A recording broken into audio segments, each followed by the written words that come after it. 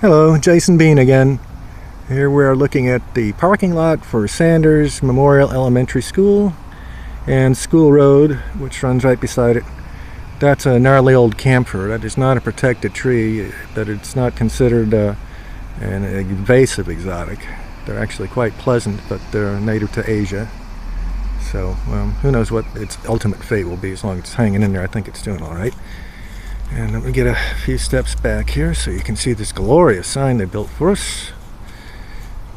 Sanders Memorial Elementary School. That has always been its name, forever and ever. And there has always been a school on this site, at least since the mid to late 1940s. They recently tore down all the old school buildings, which were a hodgepodge that had been built over the course of about 30 or 40 years.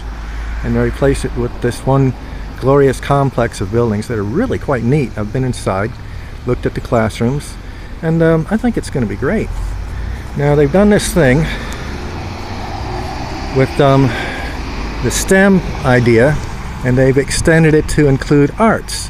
So we have a STEAM magnet. I think you can see that, yes. It is science, technology, engineering, arts, and mathematics. So they're adding in the arts for the elementary school kids. I hope they do that for the what do they call it, middle school and high school kids as well. It's worthwhile.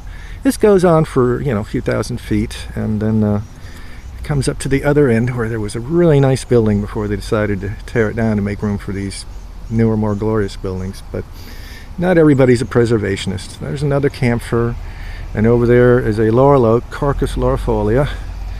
Very nice native tree to the state of Florida. They did a pretty decent job of protecting it during construction, but they've lost a couple other big ones out toward the playground. They had to come down. They died after having their roots compacted and soil poured on top of them.